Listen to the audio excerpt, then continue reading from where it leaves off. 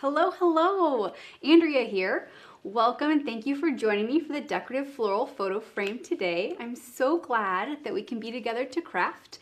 I would love to hear who's here and where are you coming from? Are you still on vacation with your family? Or are you back home? It'll be fun to hear. And as you're telling me that you're here, we'll go ahead and just start the class with a few tips for a great live class experience. You may find yourself today a beginning crafter, maybe intermediate, or maybe even advanced. Any of those are great. We're so happy to have you. What you might find easiest for this class though is to go ahead, watch along with me, ask clear questions so that way I can answer and make sure that you understand the process of what we're doing. And then you can go ahead and go back and watch this again later so that way you can actually take the time you need, pause it, and complete it along with the replay. So if you can't keep up today, that is totally fine. Just make sure to get your questions answered and you'll be able to watch it again. I do also want to let you know some items that we did not list as a specific you must have, but items you may want were white cardstock, pop dots, hot glue, scissors, and of course a die cutting machine. So just the basics. Sometimes you'll find maybe you like a little bit of a different glue or a different paper. That's totally fine. You can go ahead and use what you like. Hello, it's so good to see everybody. Hi, Barbara. It's good to see you, Carolyn and Linda, Jacqueline, Kathy. You already got your Black Friday dies. Wow, that is awesome. Super fast too. So let's go ahead and let me show you what we're going to be working on today. We're going to be creating this beautiful, beautiful photo frame. And this was actually designed by our own Uma. She is so talented and created such a beautiful piece for us to work with today. So I'm going to go ahead and flip this around so you can see kind of the close detail of what this looks like.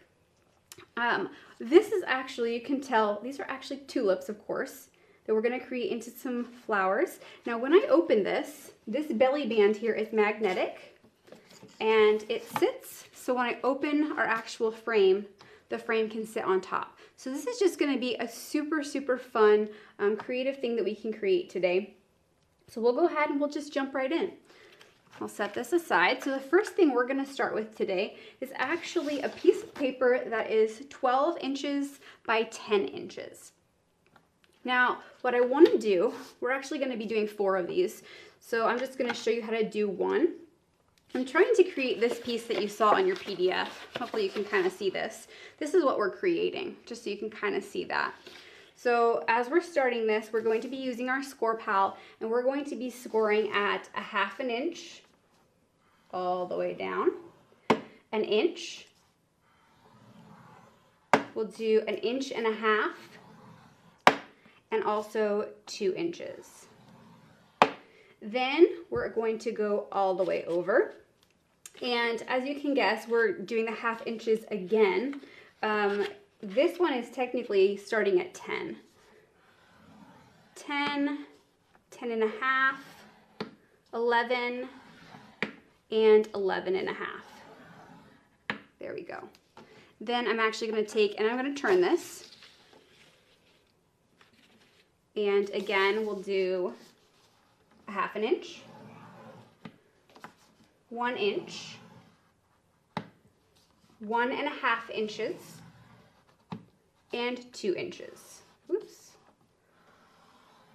I kind of, I don't know if you could see that. Sometimes you kind of slide over a little bit. That's totally okay. It's going to be fine if you slid over. Just go ahead and go back and make sure you're on that right spot. So then again, as we switch over, now we're going to be doing 8 inches, 8.5 inches, 9 inches, and 9.5. Okay, so there we've got that completely done. Now I really wanted to highlight how we're doing this to make sure this is really clear, because as we're doing this, any place where it's overlapping in the corners here, we're gonna snip that free. And we're gonna do that in all of the corners. You know, this part is a little bit tricky, so we just wanna really be sure that this whole thing is highlighted. Got a little bit of snow already in Tennessee, do you, Virginia? I guess it's coming sooner or later, isn't it? I would love to hear, how much is a little bit of snow for you? Is it an inch? Is it 3 inches? Let me know. Okay, we'll do this one too.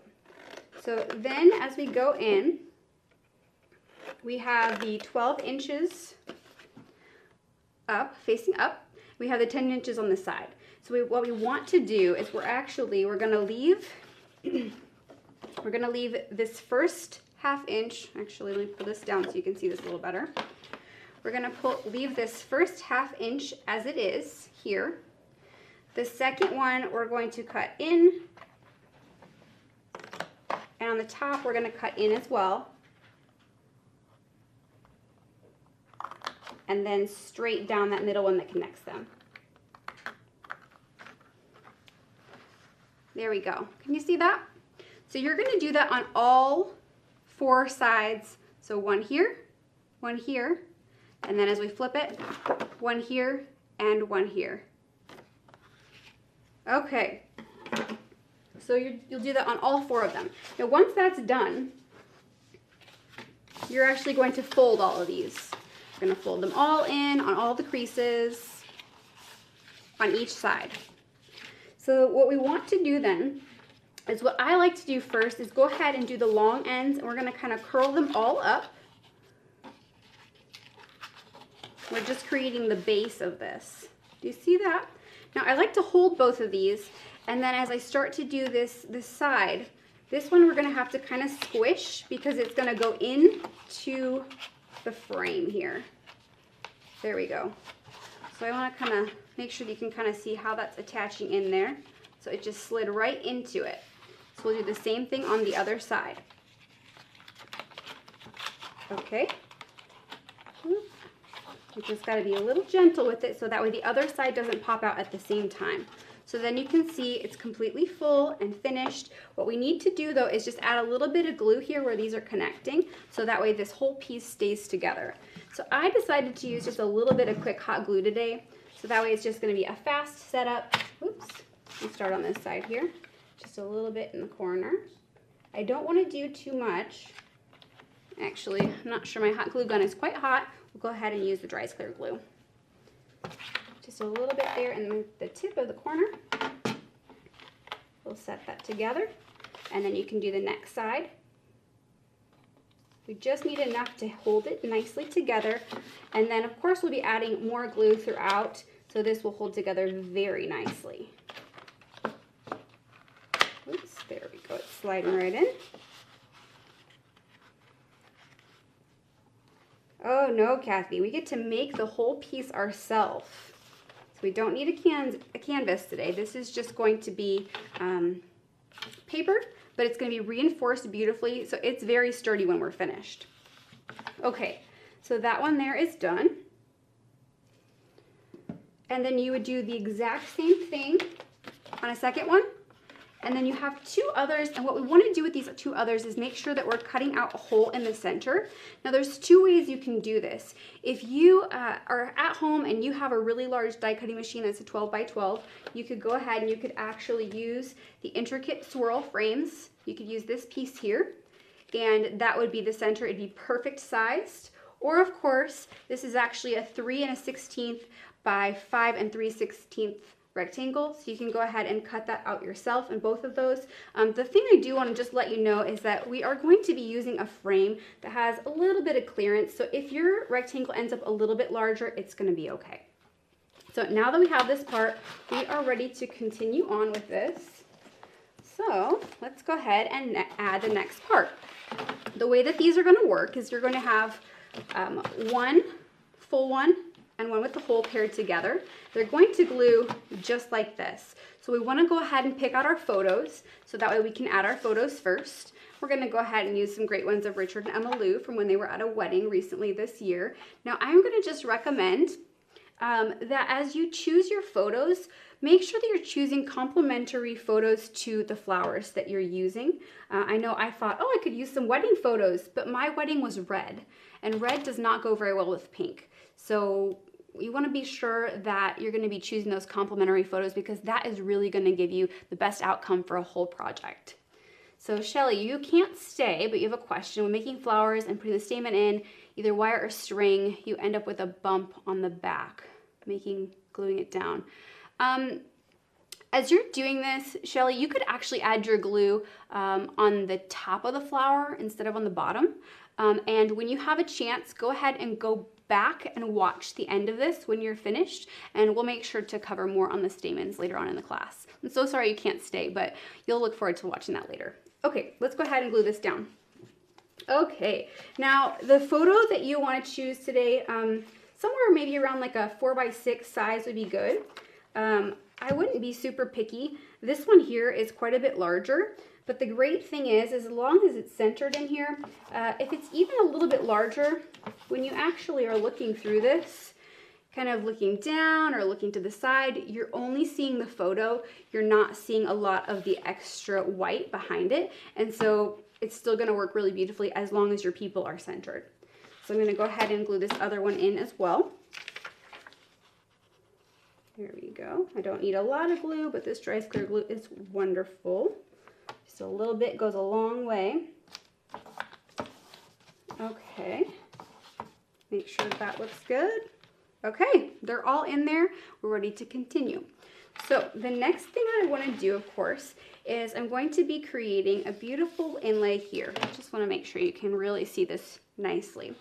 So you can see when we're actually creating this, there's actually some beautiful paper and then of course the frame and the flowers. So that's what we're going to be working on and creating. So let me grab those pieces. The paper that we're actually using today is going to be the Wild Aster collection. So this has some beautiful pinks and purples and is going to be a nice addition for this. And of course, like I was telling you earlier, I am using the deluxe flower shaping paper for this. If this is something that you absolutely treasure and you just cannot imagine using this for anything other than flowers, that's where you would want some other cardstock. So as we're creating these, the easiest way to actually make this is to go ahead and use your eyelet rectangular basics. This one here has a largest one of 5x7, and this is the exact size of your piece. Then of course, you could go ahead with that intricate swirl again, and this is 3 1/4 by 5 1/4, and so you could go ahead and cut that out of the center as well. Okay. So both of those are done. Now one thing that you can do to go back and really give this a pop, and you can kind of see we've started to do this already, is go ahead and use some of your archival ink in Vibrant Fuchsia along with your finger daubers. And if you kind of go along the edges, it just really is going to give it a little bit of pop of color to really highlight it and just change the look a little. Now, sometimes when you're doing the edging, I just want to recommend, sometimes it's nice to kind of do just lightly from the top out. We don't want to kind of tear along the side this way. I know some people will kind of sweep along the top. That's okay as well. Sometimes I think it really just depends on how you want it to look. So this is just a nice soft look. Okay, so we want to glue this in, and it's nice to glue this before you glue them together, so that way you have a little bit more to work with. Would there be a way to insert it after it's made? You know, as a wedding gift, I think that there is. I was working on one yesterday and I did not have a photo that I wanted yet. I have not tested it yet, but what I'm thinking is this. If for some reason you make this whole thing and then you want to add a photo later, as long as the photo is, I would say, as long as it's the same exact size here, but wider on the sides, or the same size here and longer here, you could still slide it up and in or over and in. It just wouldn't have that same exact effect of being lots larger. You might still be able to see a little bit of where the picture ends, but I totally think you could do it, and I think it would be worth it for that gift idea. So I think that's a great question, yes. Okay. Let's go ahead and do the next one here as well. Oops, lost it to the side there. Okay, a little bit of glue on the backs of these to get this in place.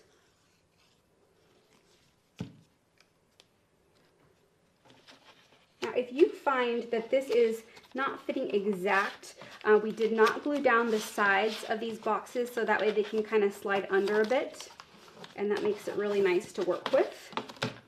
And again, if you notice on mine here, I have just a little bit of extra, and that's okay because I'm gonna put a frame over it, so we're not gonna see this part here. So there's that little bit of room to play with. So that's the next piece we'll actually work with. I'm gonna go ahead and cap my glue to make sure we can use it later on, that it's not clogged. So the next piece you're gonna wanna make sure that you've cut out is find it here, oops, 2 of the intricate swirl frames. So it's this piece here. So if you're doing 2 of these, you're actually using this piece to cut out the center. And one thing that I would highly recommend, so you're not having to cut out multiples and multiples, go ahead and make sure that you're choosing a piece of paper that is actually 6 inches by 8 inches, because we're going to use the part that you would normally throw away as well. And I'll show you that in just a second. So we go ahead and have that done too. We've got these already cut out. We'll just go ahead and glue those right down as well. We'll use the dryest clear glue. You can hear us now, Cheryl? It's good to have you. Cheryl, don't worry. I know that you are a pro at these classes, and you can make sure to go back and watch the beginning that you've already missed then. Okay, so I've got that glued down right where that hole is. And then we'll do this one as well.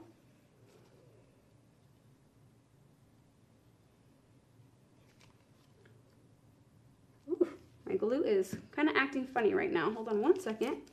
I don't know if you saw that. It just globbed out like crazy. Okay. Get rid of some of that extra. Okay. It was being a little difficult this morning. Okay, we've got this one in now too.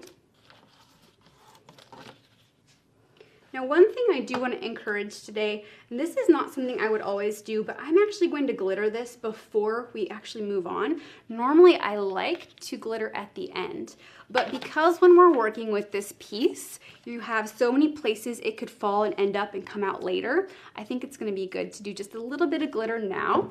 And so we'll go ahead, we'll take a sponge with a little bit of our dry clear glue and Rajni's crystal clear glitter. And we're just gonna sponge around the white frame. So you don't need to do a ton, just a few places here and there. So that way we can really get a little bit of glitz on the inside of our frame. And that way we don't have to go back later and try and pull it out everywhere. Okay. And I know this is a little bit of a trick here. There we go. One other option you could do, I don't know if you do this at home, I would love to know. You could always glitter your frame before you glued it down. I typically am a little bit more cautious with that, just because then you're kind of pressing into the glitter and into the little bit of glass shards, but that is totally up to you. And I might even, you know, with the way this one is going, that might even be the best way for you, because I can still hear some kind of rattling around in there. But you can do that however you prefer to add your glitter. Let's go ahead and add just a little bit more to this other one here. There we go. And I think with this one, what I'll do is I'll kind of do it towards the inside. So that way, when I'm trying to get that extra off, it's going into the pan and not into the frame. Do it on the other side as well. And I hope that that is making sense with the glitter. I know it will definitely make sense when you start to do it.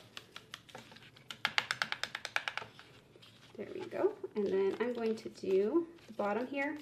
And with this particular one here, the second one, I'm not even going to add any to the top, because that's going to be where I add my flowers. So I'm going to go ahead and I'm going to leave it, and I'm going to see how well that covers that up there. Okay, we'll set this aside. We'll be using more glitter later. And the next thing we are going to start working on is we're going to actually glue the two together. So what we'll do is we'll take the bottom, and I'm going to go ahead and use just a little bit of hot glue. I'm hoping, Yeah, they're okay. It's ready to go. I'm just going to do a quick line of hot glue across the top and the sides, the bottom, and the other side. And I'm going to push this down, and it is going to stick beautifully. The reason that I'm deciding to do hot glue today on this part is because if I was to do the Dries Clear glue, this would just take a little bit longer to hold to make sure that it's going to stay in place. But that would work just as well. It's a great option. But if you're in just a bit of a hurry, you want to really set that quickly, hot glue is going to do wonderfully. And we're going to continue to reinforce this to make sure it's nice and full. So you're going to go ahead and add more and more. You're not going to have to worry if it's going to fall apart. It's going to be perfect. So let's go ahead and do our second one as well. We want to add a little bit of hot glue to this too. So again, on our sides and the top, and of course the bottom, we'll glue this down. Okay, this is the base of our book. Now the next part that we're going to do is we are going to reinforce the edges of this book. Before we do that though, I do want to go ahead and add the very front part. So we want to be sure that we're taking that negative part that we would have thrown away from our die cut with the intricate swirl frame. We're actually going to use that. We're going to take some of the vibrant fuchsia with our dauber again, and we're just going to go along the inside and outside edges with this to just give it a little bit of beauty, something beautiful to look at. Let's do the edges as well to really just give it a finish. There we go. And then we're going to take the decorative medallion and we're going to be cutting out two of this piece here, which we have here, and those are going to glue onto the back of this, just like this. So the pink is facing out. We'll just add a little bit of quick glue for this. I'm just adding a bit on the bottom so it holds nicely.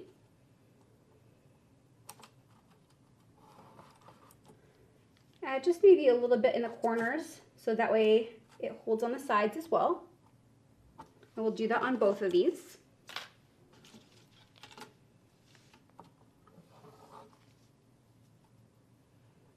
Okay, now while we're doing this, I would love to know how was Thanksgiving for you? I would love to hear, what was your favorite food this year?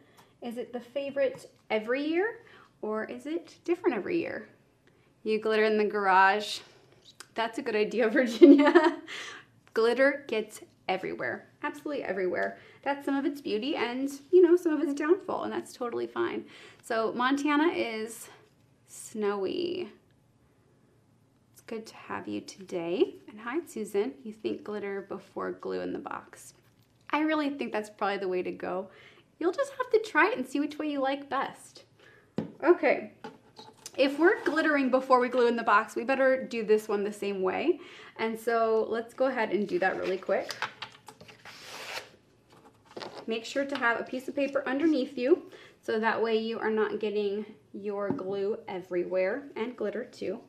And we're just going to go along the outside edges and all on the beauty of that decorative die as well. And for me, I'm going to just do a little bit, better get my tidy tray, a little bit at a time sometimes, so that way all the glue doesn't dry, that you lose it. You can see we're not looking to cover the entire thing. We just want it to have a little bit of that shine. Okay. Just go along the edges. Okay, I think we've got this one. Adding some of that glitter on all of this. Okay, so this one is good to go. I'm going to go ahead and set this one aside while we do the other one. This part is just fast and easy. You make cranberries cream cheese appetizer.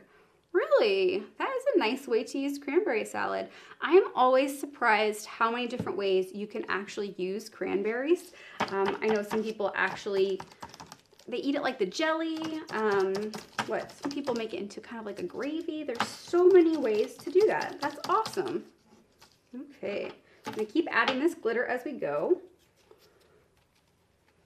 Make sure that this is gonna finish off the book beautifully. Now, I don't know about you, but sometimes I'm kind of heavy on my glitter when I'm applying it. And of course I have to go ahead and put it all back in before I can go again. So that's why the tidy tray is really nice. Do you have the tidy tray at home? I would love to know. Or do you just use a little piece of paper? Or do you just throw away all the extra glitter and start again? You know, that's probably not the easiest way. Well, it'd be easiest, but not the easiest for purchasing your glitter. Okay, a little bit more on here. Okay, and this is the end of this.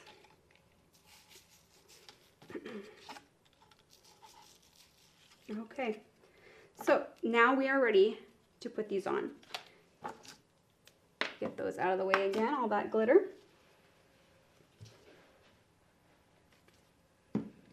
So we'll go ahead, we'll go back to this piece once more, and we're going to add a little bit of glue. I'm actually going to use hot glue for this one, just because I feel like since I added all the glitter, it's just going to be easiest if I use the hot glue, that it will glue right on. I don't have to worry about whether it's sticking and whether I'm pushing super hard to make sure that it's working.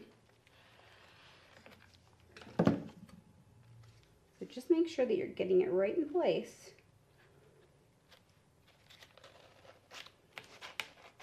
Okay, there we've got it down. We'll do the next one, and then we'll be able to reinforce all of our corners. A little bit of glue.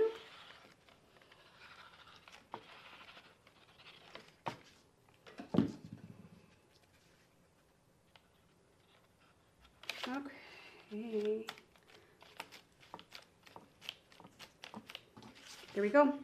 What do you think of that so far? It's really coming together. Can you see how quickly that's coming together and building that frame? The next part we want to do is go ahead and start to just reinforce all of our edges. So with the PDF that you had, we had in there to do, let's see here, 8 1-inch by 7-inch strips of paper. And if you put these on, we're actually scoring at 4 inches on your score pal on all of them. So what the intention is here is that the short end now, you've got a long end and a short end when you fold it, long and short, that is going to go right on the corner of the frame.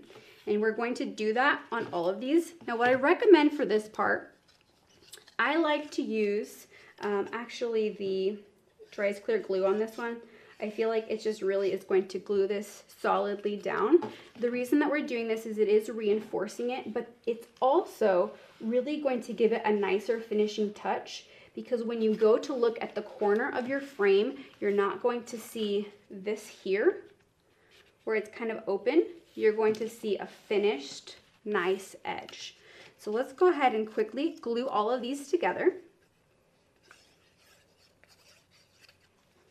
And again, you just want to be sure that your long end is on your long end and your short is on your short.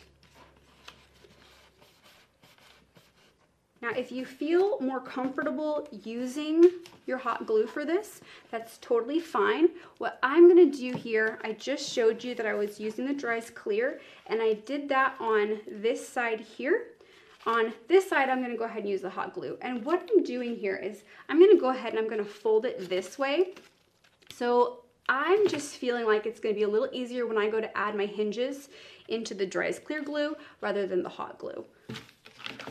So I would love to know, hey, if you choose to do it the other way, let me know how it goes.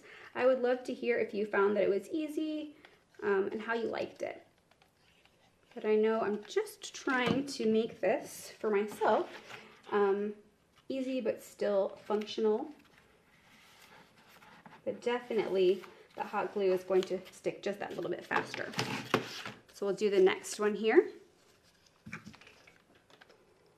I'm really loving all these ideas for cleaning glitter. Glitter can definitely be a sore point. So it has been fun to kind of watch how you're dealing with your glitter at home. Okay. So this one here is all reinforced. We'll just reinforce the next one. Again, just kind of the outer edges is what I'm doing with this. It doesn't need to have glue over the entire thing. We're just adding it onto our project to finish it off. There we go. Do the next one as well.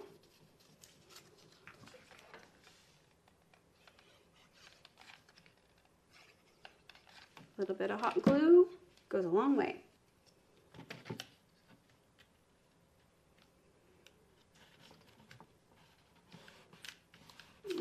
Okay, you use a little paintbrush for the glitter to get it out of the jar, or into the jar. That's awesome, Carol. That is awesome. That works nicely because there's a lot, even when you're cleaning up your glitter, that just kind of escapes. So that's a great way to do that. I've seen people do that before when they're trying to get it off of their card too. They have a little too much on the card. Okay, now as we're finishing off, we just got one more of these to attach. We're going to want to make all of the edges very pretty as well. So we did have you also cut out some of the paper strips, of course, with the Aster paper. So those papers are here as well. There's multiple sizes that we're using. We're actually doing 4 of a 6" by 1". And then I'm also doing 7 7/8 by 1". Now, just like we did on some of our other papers, we're actually just edging a little bit with the Vibrant Fuchsia. And you could do that on all of these. It's just really gonna give just a nicer finish to that. You can see that on all of those there. So what we want to do with these is go ahead, add a little bit of glue, and then this is going to go over all these edges that we just did. Here we go. Okay. So it's just continuing to just finish that off beautifully. Now, I don't know how you cut yours out, but a few of mine actually do have a little bit more of a picture on them than some of the others. That does happen, and that's totally fine. It's just going to create something a little bit more unique and different. And so a lot of times what I prefer to do, especially if you get one of the bigger pictures like this one, sometimes I prefer to put that on the bottom so that way you have a little bit more consistency throughout your book. So I'll just put that one on the bottom. It's still beautiful. It just doesn't need to be as shown. There we go. And then I'll put one on the top.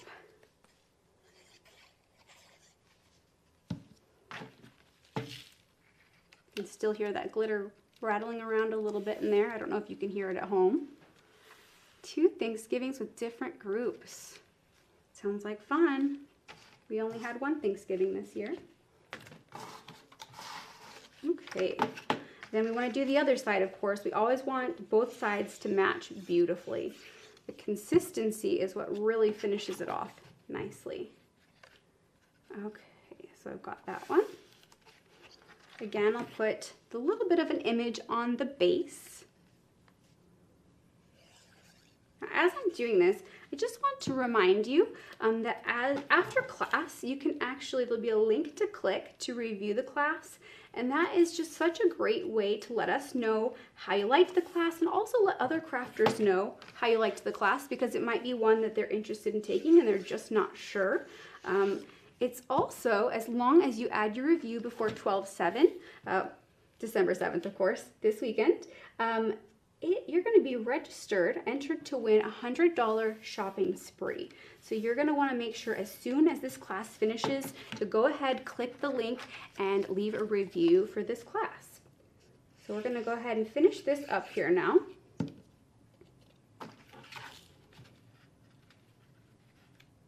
Okay. So there you can see we have all of those edges. Now the last thing to really finish this off, we have to put something on the front and or the back.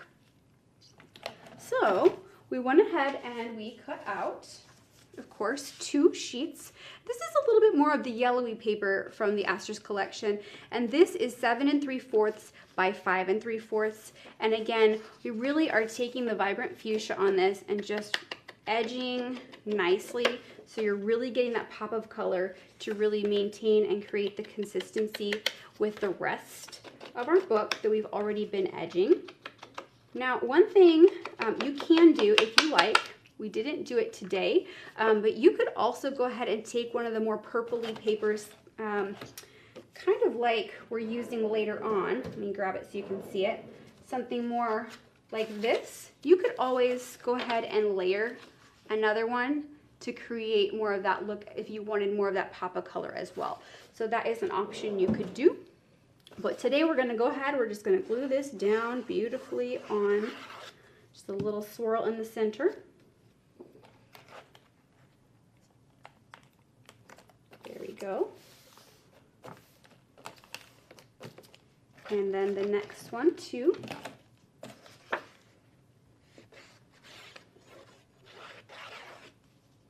Now the last thing that we're going to need to do for the base of this is we want to create some beautiful decorations to go on the front. So we're actually going to go ahead and take the frame a card leafy border, and when you flip this over, there's multiple different ones in here. And let me tell you, let me open this and make sure that I'm telling you the exact right ones that we're using today, because I would hate to tell you the wrong ones and get confused. So this is actually the smallest one, which is 1 1/4. We're going to be doing 4 of those, and then we're also doing, I believe it's the biggest one, yes, it's 1 by 7 inches. We're doing 4 of those as well. So we want to make sure to cut all of those out, and we're going to color them to give them a little bit more of that vibrancy, just continuing to create that beautiful color scheme that we're doing. So I like to usually work on another piece of paper when I'm doing something like this, so that way I don't get my ink everywhere. But I'm going to be using the vibrant fuchsia like we were using before, but I'm also going to use rose madder. And we're going to kind of do both of those colors. So let's go ahead and start with the rose madder. And you can just go ahead, kind of go over different sections. And anywhere that we don't put rose madder, then we can go back with the vibrant fuchsia. And you're going to want to do this on all of the pieces that you cut out. So you can see it just giving us a beautiful kind of a two-toned look.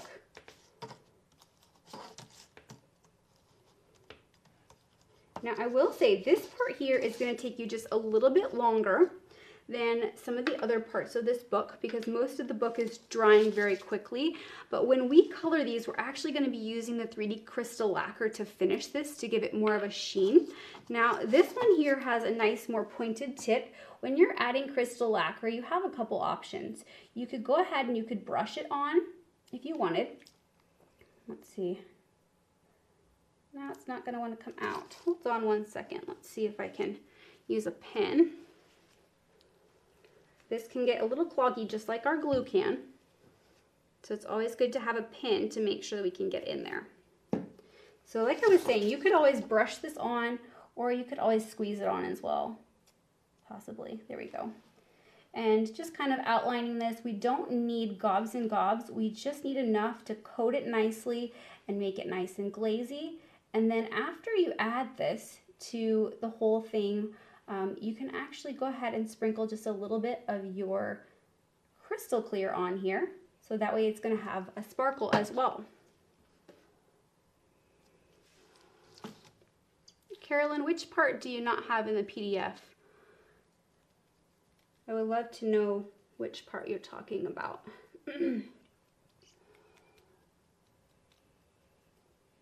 Hopefully you can kind of see it really is giving us a little bit more of that sparkle. This part, the reason I said it's going to take a little bit longer is because you're going to want to go ahead and set that aside to dry. And a lot of times I personally like to leave it for a couple hours. I just usually go back to it the next day. So after you actually have them all finished and dry, you've got multiple pieces here, then they can glue right on. So what we want to do on all of these, make sure I've got which side is which here. So the way I'm putting mine together is like this. So I'm going to flip it over the exact same way. There isn't the number die cut. Let's see here. What's going on with the PDF here? You don't either. The part you're working on right now is not in the PDF. There isn't the number and the die cut for the leafy border. Okay, so we were using the frame a card leafy border. So this is the one we were using. And we were cutting out 4 of the 1x4s and 4 of the 1x7s from where you edged the box with the pattern paper. So let's see here, decorative, is it listed in the materials but not shown on the cutout list? Okay, so sorry if that was a little confusing, but definitely you just want 4 of each of those, and then you can go ahead and add that color. Add your crystal lacquer and your glitter, and then once you have them really beautiful and dry, we can go ahead and start to add them onto our box. So let's go ahead and get up close and see where this goes. We're going to line them up like this. And then you would do the same thing on the other side. Make sure that I'm doing this the way I think I'm doing this. Yep. It looks different when you're not finished with it. You're looking at it saying, is that the way I want this to look? And you know what? Sometimes when you're crafting, you think that, and then you go, oh no, I want it the other way instead. So this is what we're trying to accomplish, is this look here. So we can go ahead and just add a little bit of glue to all of these to get them in place. And then the base of our box will be finished.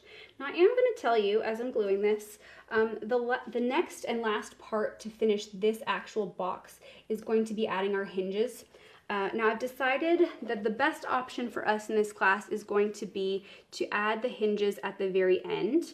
The hinges are just going to take a little bit longer to dry, and I want to be sure that as we're working with this, we can make sure to put all the flowers on the inside still and be able to work with it nicely. So we'll add the hinges at the end, so that way it'll be the easiest possible way to do that. Okay, so these are gluing on nicely. Hopefully these will glue on beautifully for you at home too. I love the Dries Clear glue because if I get a little bit too much, especially on something like this where it could easily come through on the sides, you are not going to see it at all. So it makes it so nice. I don't have to worry about it at all. We'll glue this next one. I just kind of add a few on the leaves on the inside too to make sure everything sticks nicely. There we go. The one side is done. I can set that one aside. We'll finish this one.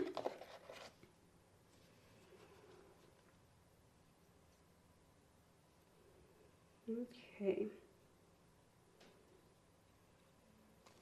Add this one in. Just going right at the corner. We're just kind of framing the sides of these.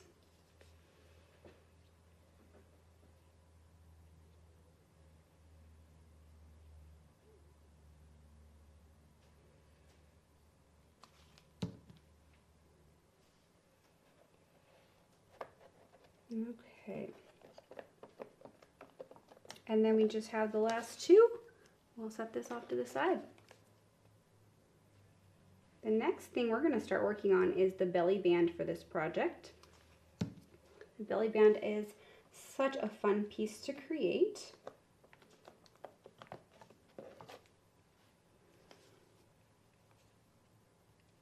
Glad you're liking this, Carolyn. It is a really pretty piece. I feel so thankful that Uma designed such a great piece for us all to work on. And it's so fun getting to spend a little bit of a Monday with you. Doing a little crafting. I saw that a few of you are having a pajama party. I was a little bit jealous. I was thinking, that sounds like fun. We should have a pajama class. Okay, so I'm gonna set these aside. They are good to go. So the next piece that we'll want to do on that one is adding some flowers, but we're gonna add all of our flowers at the end. So the next thing we're gonna want to create is actually our belly band. So it actually is magnetic. I don't know if I showed that super well at the beginning, but here you can see it is magnetic. So let's go ahead and get this started as well. So the first thing I want to do, of course, pull out all my beautiful supplies. There were, hopefully on the PDF, we had you cut out 2 pieces of cardstock that were 6 by 3 inches. And then also a couple of pieces of paper here. We had the darker purple. That was a, let's see here. It was a 5 7/8 by 3 inches. And then one that was slightly, a little bit lighter color here. And that one was 5 1/16 across by 2 and about 13/16 down. So the idea is just that you can layer them. So if it's not exact, that is totally fine, just so long as you can layer to get that full look. So what I want to do is I actually want to take my Adorn It pocket, and we're going to go ahead and cut this piece out of white cardstock. And as we cut that out, then you are going to notice we're going to have to cut off just a little bit of the ends, because the idea is that we're going to glue it right onto the cardstock. And so you want it the same length. Now hopefully you can kind of see, I'm going to add my glue and glue it just in the little band and glue the band just flush with the paper. So I'll add my glue on here and glue this down flush with that paper. There we go. The next thing I want to do is go ahead and add the little bands that go around. And so you should have cut out 2 of these pieces. They're actually 6.5 inches long and then 1.5 inches wide. Now, when we go ahead and put this on our score palette, we're going to score it at 3 3/4, but we're also scoring it at 6 inches. And you're doing 2 of these. So the little side one that you did at 6 inches, that is going to wrap towards the back. You can kind of see that towards the back there. And you're going to do that with both of them, just adding that little bit of glue to add those on. There we go. And this is going to be nice and solid as well. I'm going to add the other one. So that way it can wrap around our little belly band. Then we should have also, we can go ahead and glue that beautiful kind of darker purpley pink. This is one that you can also go ahead and add a little bit of vibrant fuchsia around the edges if you'd like to as well, to really set that off. Go ahead and put that right down on top. Then we'll do the next one as a nice layering piece. There we go.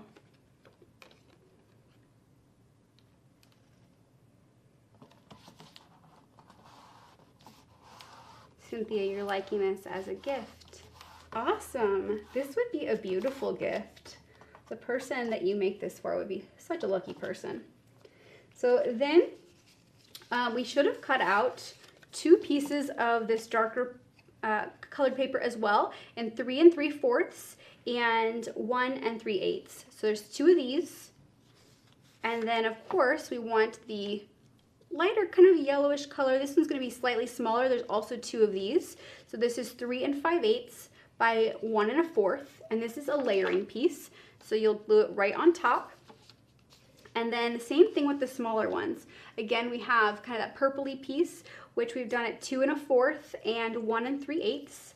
And then the one that goes on top of that is going to be 2 inches by 1 1/4, and that glues right on top as well. So they just layer up very nicely. Now after the small one is layered, we're just going to glue it right onto the tab that it fits onto here, the smaller side. So it just glues right on top there.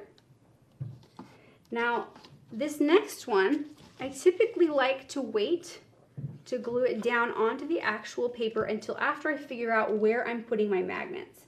So what I did was I went ahead, I added my magnet on this one already, and I glued my top piece down. Then typically what I like to do is I like to go ahead, this here, it's not together yet, but you can put it together so that way you know how deep it is, and you can put your belly band around it. And the idea here is to make sure that we are getting this, I didn't fold it, there we go. We're getting this to the place where we know that the magnets are gonna hit at the right spot. So if you add the magnet to the side that's already done, add just a little dab of glue. Then when you reach around, and I don't want it to be super tight, it's okay if it's just a little loose.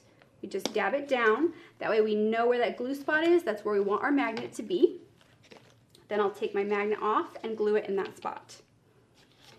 I find that that is one of the easiest ways to add my little magnets on. There we go. Then you can add your piece of paper down on top of that. Okay.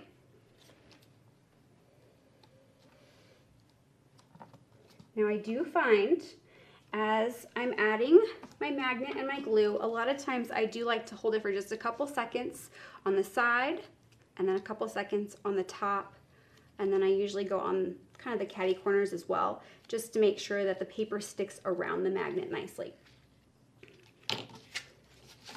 Okay, I forgot to add this piece of paper, and the idea of using it is to create more sturdiness. So I'm actually still going to glue it on the back, so that way I'm still using it to create that fuller, sturdier look. Now, where I should have put it, or where it was intended to go, was after we added the decorative piece on top, and after we added the side wings, then we would have added our paper and then these layering pieces. But this will still work perfectly because it's still giving that sturdiness that we need. There we go. Okay, so we've got this base. Next thing we want to do is go ahead and start to create this piece here with the heart. So when you are working on this, the eyelet heart here, we're using the largest scalloped and then the largest of the plain hearts. And with that, it's good to make sure when you're cutting those out that you actually tape them together. So that way when you go to glue all your hearts together, you don't have one where the hole's down toward the bottom and one toward the top, and so they don't line up. So it's good to tape them together so they don't go anywhere, because you are cutting out 5 of these, and then you're gonna take this piece out and you're cutting out 1 of this one plain. So what that looks like then, we've got our base piece plain. Now we're gluing 2 of these pieces together, and then the other 3 you're gluing together. So these 3 are already together. Let's go ahead and glue these 2 together as well. So that way you have just 2 pieces to work with. And then we also had you cut out the ornate pocket accent, this little piece here. It's a beautiful little kind of triangular piece, and that is actually going to glue with the one that you did 2. So we'll put the 3 aside, the 3 layers, and we're going to glue this on the underside of our 2-layered heart. So kind of about like that. So a lot of times what I would do is just add a little bit of glue on the bottom part of the heart. So that way I can go ahead and arrange this where I want it. There we go.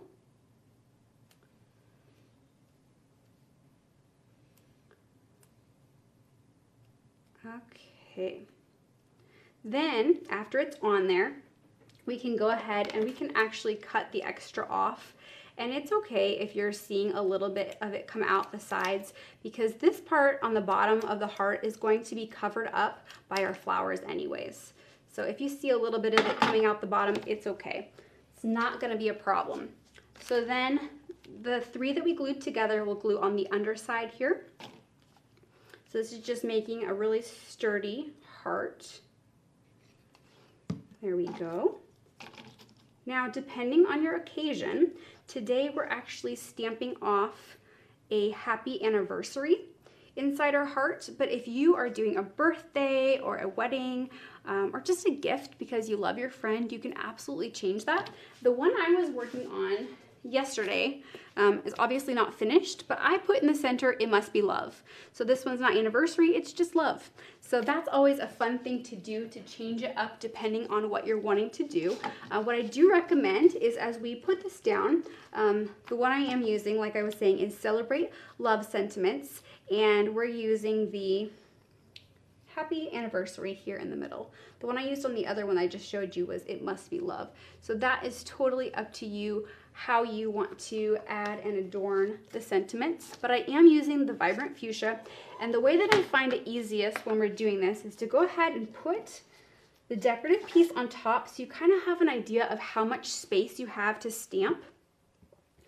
And that way we know where it goes. Now the great thing is, if for some reason this part gets messed up, it's only one heart. You can always make another one, not a problem.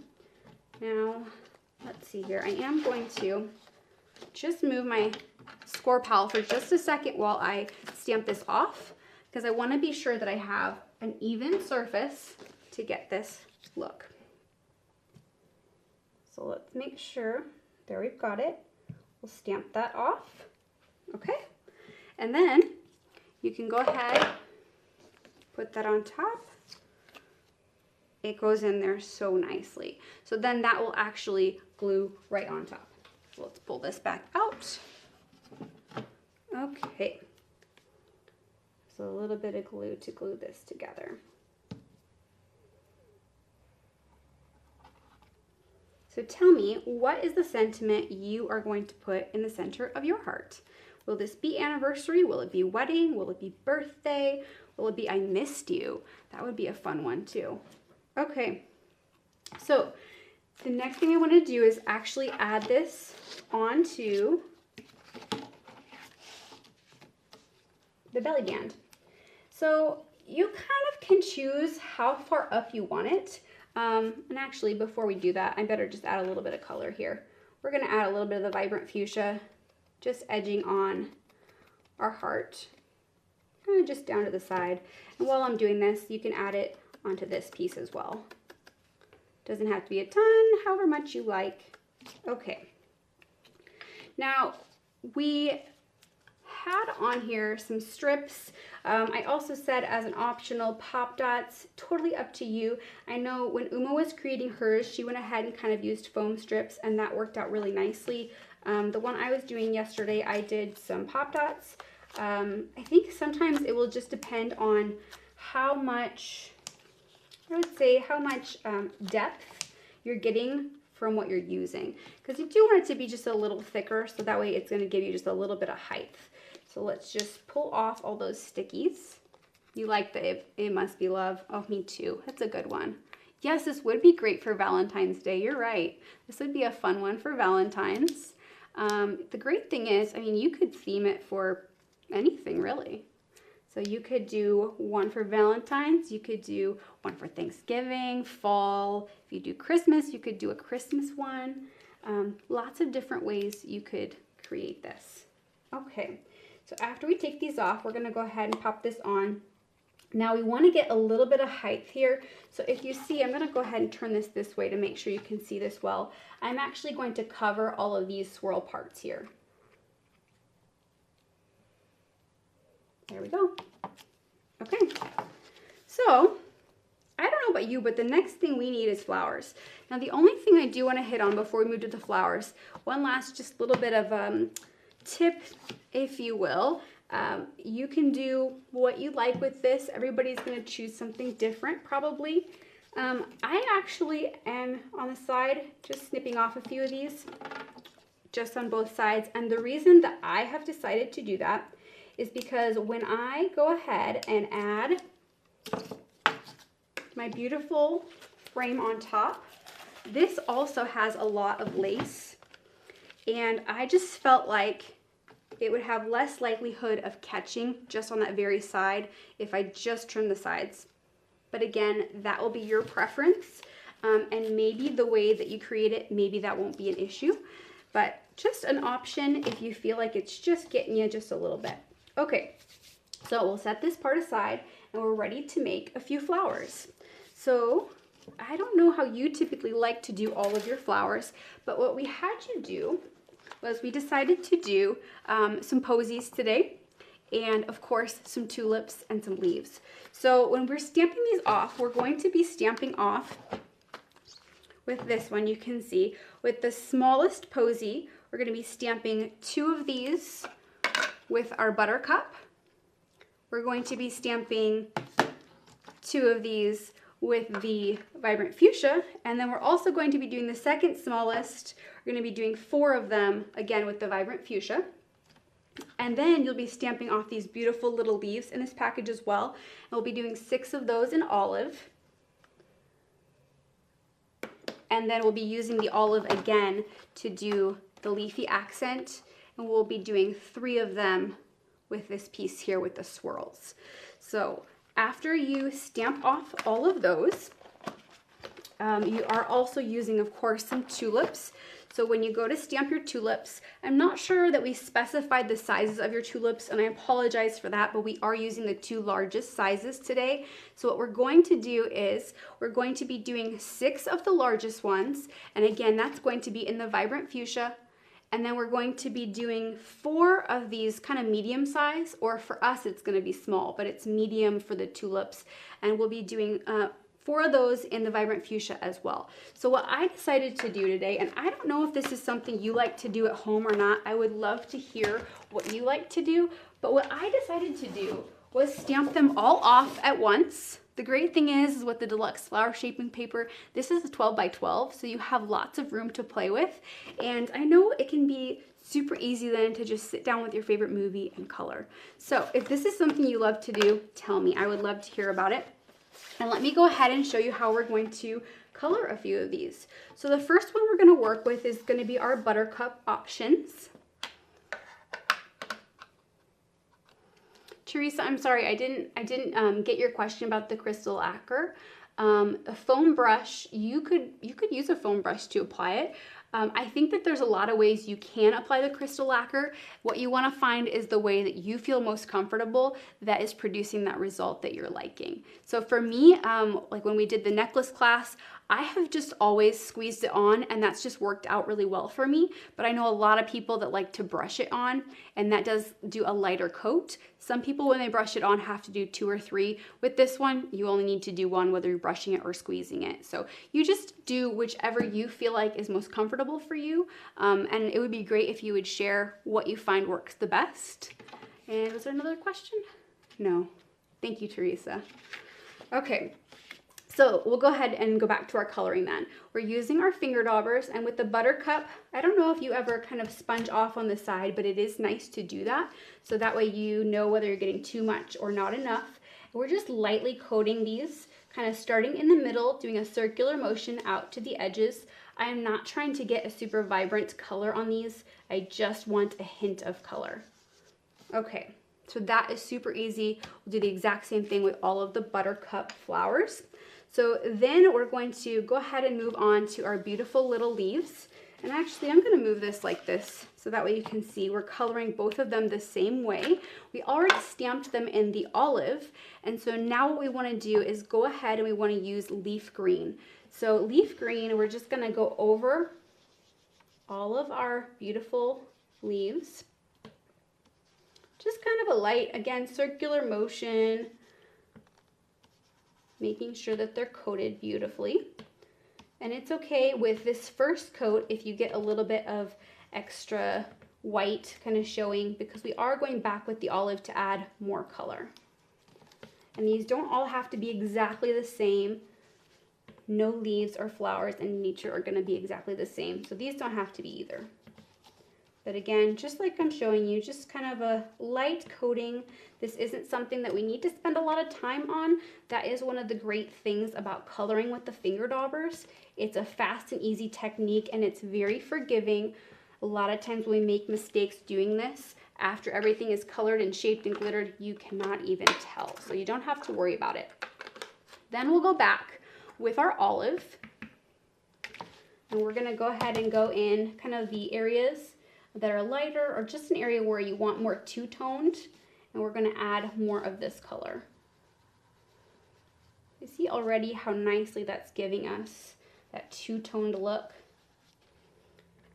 You can even do this, I don't know if you've done this before, but you could even add a little bit of a brown if you're trying to create more of a fall flower, maybe even kind of an orangey or red for fall flowers. So there's a lot of ways you can use this two-toned coloring option to change these leaves.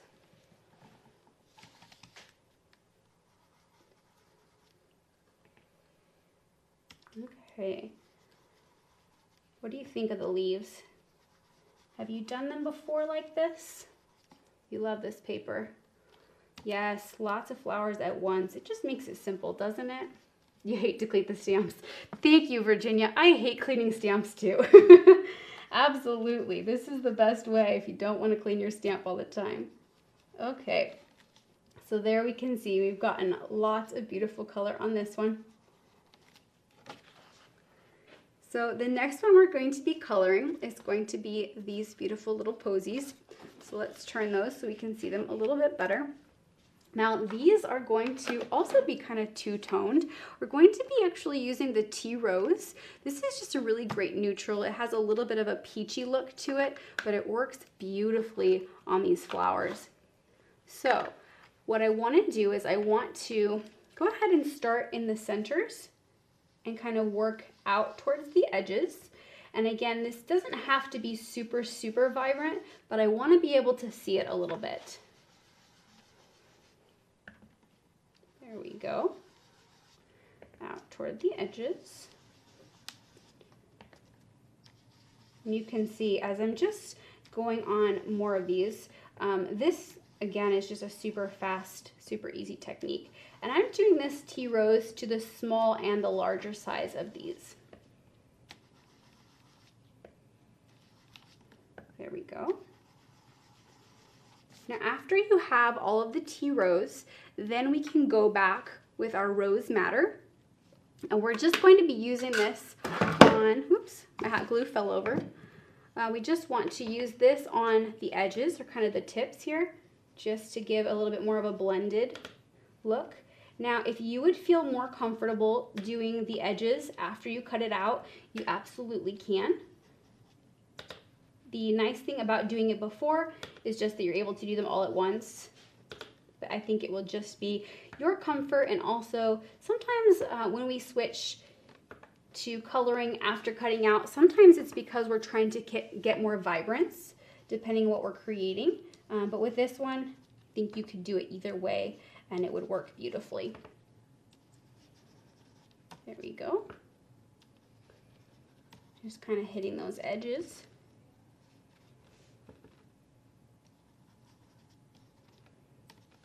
Okay. Now, while we're coloring, I need you to be honest. Are you Cyber Monday shopping at the same time? Or are you just working on this? Are you multitasking? Tell me what is the best deal out there, because I haven't shopped at all today. So you'll have to tell me about it. Okay. So we've got almost all of these colored. The last thing we're going to color is our tulips. Now these tulips are going to be a lot of fun. It's a little bit different coloring than sometimes we've done in the past. Just because we're adding 3 colors to this one, but they blend so beautifully. I just love how Uma designed this one.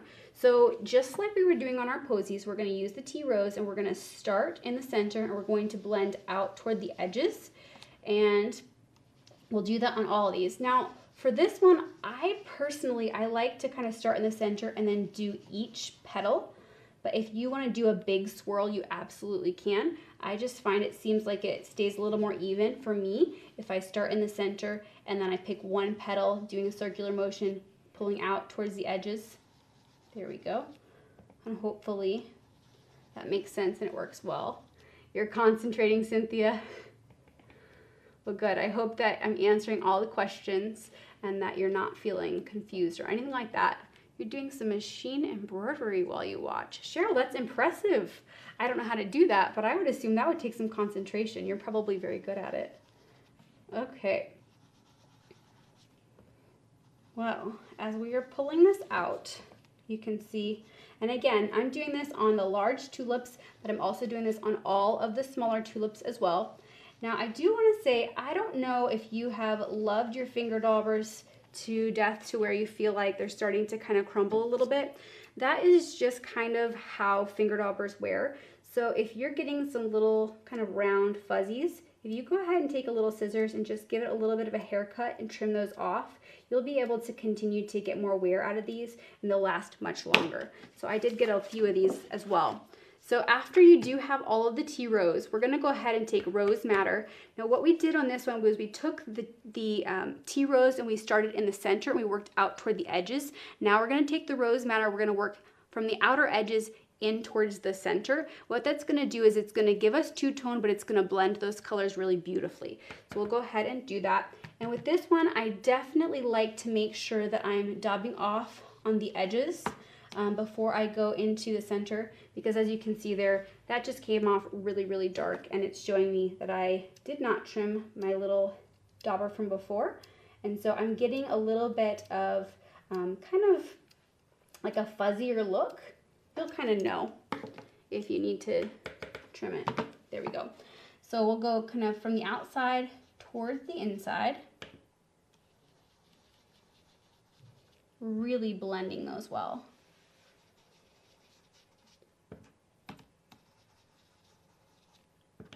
Okay.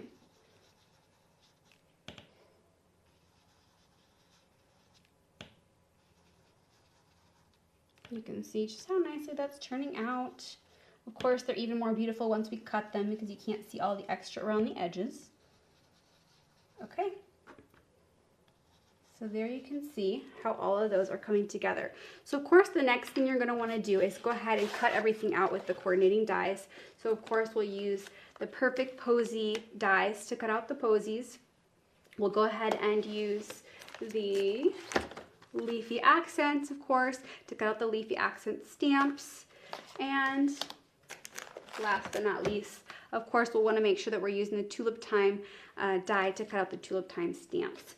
So when we go to do that, if for some reason you are not familiar with your dies and you haven't gotten to work with them yet, our dies do have the blade on the inside edge, so that will face down. You'll be able to line it up perfectly with the stamped image once you have it in place. It's nice to add just a little bit of a tape so that way it stays, and then you can send it through any manual die cutting machine to cut that out. So after they are all cut out, let's go ahead and grab a few. We've got some beautiful little flowers. We've got some little leaves. Now, of course, we need to start shaping some of these different pieces. So what we want to do is we're actually going to be using the 3D Perfect Posy shaping mold. If this is something that you haven't used before, this is something that really speeds up your shaping process. It works wonderfully and you can shape multiples at once. So let me go ahead and just show you how I'm using this. I'll pull one out. When I open it up, there's multiple places to put your flowers. So I'll go ahead and put my little leaves. I'm putting them all face down. This one is doing leaves and flowers. And actually, you could also, with your flowers, you could do them up or down, but I'm doing them down today. And you just want to put it in the same hole that it fits. So the great thing is that this you could do, sometimes with the molds you can do 2 to 3 stacked on top of each other. So that way you're able to do even more than what it looks like it does. And it just works out really, really nice. Let's see, is there one more space? I'll just put that one there on top of it. So there'll be 2.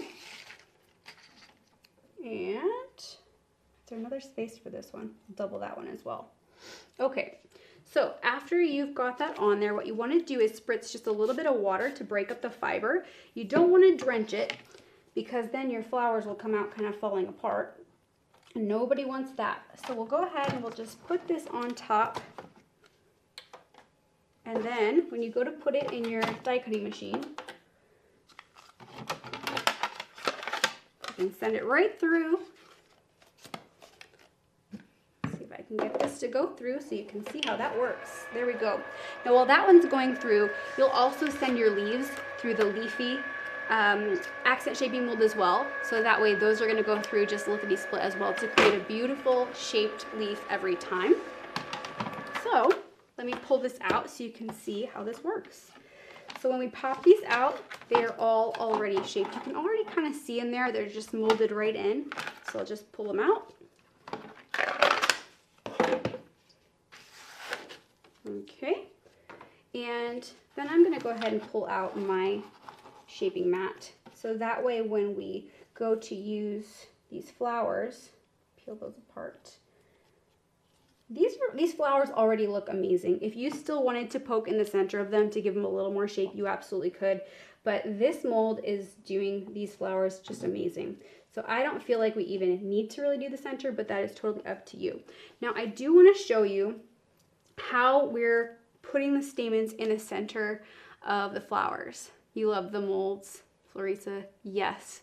Absolutely, they're so nice. I'm glad you've enjoyed them. There's so many options now, so no flower is going to be left out, which is nice. So thank you, Ruby. Thank you. Super easy, I think. You're making this look super easy. Thank you so much. That is absolutely my goal. I'm glad that it's coming out that way. So let's go ahead and let's work with some stamens. So I don't know if you've used the stamens before or not. I don't know if you found them to be easy or hard, but we want them to be easy. And what we're using today is assorted bead medium. So these are actually going to be the ones with the wired stamen. Now, of course, there are ones that are not wired. You could use those as well. For showing you today, I really wanted to show you with the wire. They're just a little bit easier to handle if you haven't used them before. So what you'll want to do for these today is we're going to use the white ones in the pink flowers. We're going to use kind of more of the cream look in the yellow flowers, so that way they match really well. So if you go ahead at home, of course, I'm sure that you have the Deluxe Flower Shaping Kit. This comes with the mat we're working on, but it also has this great paper piercing mat, and this is wonderful for poking a hole in the center of your flower to add your stamens. And there is actually, in that kit, there is going to be a paper piercer, but also if you have the golf tools, these do have great paper piercers on the ends. And one thing I do really love about these is they're tapered, and so if you are needing a little larger hole, you could go ahead and just push a little bit farther in, so that way you can really get that larger hole. Now today we don't need a big hole, we can just poke a small hole in each of these, and then that is where our stamen will go. Yes, the golf tools are great.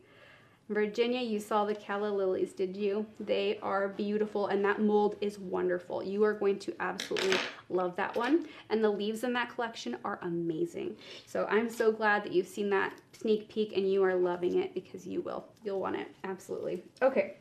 So let's go ahead, let's poke these in. Now, we had a question early at the beginning of class, and she was kind of stating that when she was adding these, she ended up with a bump on the back. Now, what I'm thinking was happening was that that's where she was adding her glue, and that is a great place to add glue, but depending on how you're creating your flowers, sometimes it might be easier to just add your little bit of glue on this inside here. So I'm just gonna put just a smidge of hot glue in there, and then if we pull it through, that is going to hold that together really beautifully. And then what you can do is you can actually just snip off the back right at the base, and you don't have to worry about it. So there's not going to be a nubbin added there. So hopefully that makes sense. Let's go ahead and add a couple more. Just a little bit of glue. Now, a lot of times, again, when we glitter, a lot of times we glitter at the end, but with these flowers, we're going to glitter them before we glue them onto our project. So this could be one of those times where maybe you don't want to cut off the edge until after you glitter. But you could go ahead and try a couple both ways and see which you like the best. Sometimes that is the best way to decide how you like it. So I forgot to get one of these out. There we go. There we go. Okay, so that is just a quick and easy way to do that. Let's go ahead and add just a little bit of, well, we'll wait to add the glitter to those until a second after we do our tulips. Okay, so I will say we did that with the yellows. We would do the same shaping, of course, and centers with our pink guys as well. So the next thing we want to do, set these off to the side here. The next thing we want to do, of course, is work on those beautiful tulip. Here we go. There they are. These are tulips. They look like beautiful roses. So we need to work on how we're going to create these. I know that this is kind of a highly desired technique. So let's just start on that today. Now, after we cut out our beautiful tulips, what we needed to do, the last coloring part, was taking a little bit of our vibrant fuchsia and adding that on the tips. And this is the large ones.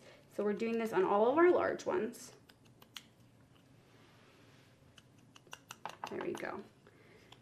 You can see just how nicely that finishes that off. Now, the only difference here, we did that on all of the large ones. We're doing that on all of the small ones. Now, the only difference with the small ones versus the large is that when you flip over the small one, what you want to do is we want to be sure that we're actually doing the same coloring technique on the back as we were the front, doing the tea rose and pulling it out, and then taking our rose madder and pulling it in, and still adding a little bit then of the vibrant fuchsia on the edges. And the reason that we're doing that is because when you really look up close with these rose tulips, we are kind of going to see a little bit of that center on the back as well as possibly the front. And so we really want to be sure that we've coated the coloring there, that we're not seeing white. So in order to make one rose tulip, you are going to need 4 of your larger flowers and 3 of your smaller flowers. Okay, then we'll want to be working with our mat, and I'm actually using, if you have the golf tool set, there's 4 of them, and I am using the second smallest. So there's the tiny one, and then there's this one that I'm using, and then there's larger ones yet. So that's what I'm going to use. We're going to start with these big ones. We're going to shape the entire flower, so that way you're going to know this technique wonderfully. And of course, like we said before, you can always go back and do this again. Watch it again, so that way if there's questions, you will not be left behind. So the first thing we want to do, let me pull this up so you can see it a little better. I'm going to spritz the back of my flower just a little bit, not a lot, and I'm going to put it on my mat. And what I'm going to do is I'm going to start on the side, and in just a little bit of pressure, I'm going to do just 2 quick little swipes on the sides. You can see that, just 2 little swipes. I'm just kind of giving a little bit of a wrinkly look to the tulip. And then the part that is going to be key to this look is taking and doing a much more solid line down the very center. There we go. We'll do that on all 3 of those petals. Just a very solid one. And what this is doing is it's just really giving it some beautiful shape. So when I go back to the front, I'll just kind of poke in the center. You can kind of see it's giving it more of that crinkled. You can see it kind of bowing in the center because we have that nice full look. So let's do that same thing on the next one. Make sure we really are getting this. A little bit of spritz. And then again, we're going to do just 2 little quick swipes on the side of each of these. Little quick swipes to give it more texture. Or maybe I'd kind of call it a half swipe because I'm not pulling it all the way down to the base, just kind of halfway. And then again, we're going to go right down the middle with a much sturdier, firmer look. There we go. Now tell me, have you used the golf tool a lot? How have you liked using it? Have you used it for shaping, or have you mainly been using it as a paper piercer thus far? Go ahead and tell me. And we'll just do these last 2 here as well. So again, we're just continuing to add more of that texture on the side. And I'm hoping that you can see this pretty well there. Yeah, just on the sides of each of these, a little bit of texture. And then again, we'll start in the center and swipe all the way back. Start in that center, going all the way down towards the center. There we go. Okay. Just really finishing that nicely. We're gonna do the last one as well. Again, there's 4 of the large layers, and then with this one, there's going to be 3 of the small layers. So it's just gonna form a very full, very, very full flower. Now, if you're more comfortable doing your texture and then pulling right down the center, all in one swipe, and then going on to your next petal, that is totally fine. You do not have to do just the texture side first. You could go ahead and just do your textures and finish that petal off, and then go to the next one. However you feel comfortable to create that. There we go. Right down the center there. Okay. So we've got 4 of those. So the next part is going to be kind of the key to making our flower. So what I've been doing is I've actually been using my stylus for this part, and then kind of using my golf tool as a side tool. So I have a 2 and a 3 millimeter on my ends right now. So I'm going to be using, would using the tulip mold give you the same look? You know, it's not going to give you quite the same look. We're probably giving, with this particular one, we're going to be just giving it a little bit more of that detailed, fuller kind of a look. So you could absolutely try it and see what you think. I don't think it's going to give you quite as much dimension. Maybe you could do it for the larger ones, but definitely for the small ones, you're going to have to do them by hand to get this look. So I hope that that makes sense and helps. Okay, Cheryl, I'm glad that that's making sense with the golf tool. Good, good. And Kathy, you haven't used it to shape. Yep, you got to try it now. Absolutely. Okay, so with these, I'm going to flip them to the back side, and I'm just going to do one at a time. But I'm spritzing a little bit of water again. I'm going to go ahead and use the smallest one. This is the 2 millimeter. Why don't I switch this way so it's a little easier to see. Sorry about that. So then I'm just going to kind of do a poking along the very top to get a nice little curl on each of those little petals. Oops. There we go. Just along the very top. So then when I flip it over, I'm just going to do a little bit of a circular motion, and it might be good to switch to the 3 millimeter for this part. I'm just doing a circular motion in the center of each of these. So it's kind of curling it up. And then what I can do is I can kind of start to squish these together a little bit, because what we're doing is we're creating a rosebud. So, you know, one kind of goes on the inside, the next one goes on the inside. We'll kind of just form it together. And this is the part that I really like to use my golf tool, because you can go ahead and just curl down the tops if you feel like you want just a little bit more shape. There we go. So the key to this is going to be gluing now. And again, let's go ahead and pull that down. There we go. So you can see it's really starting to just form the center of kind of a rose. So you have 2 options. Of course, you can use the Dries Clear glue. That is a wonderful glue, and it works great when you're creating rose buds, because if it dries like that, if you have too much, you're not going to see it.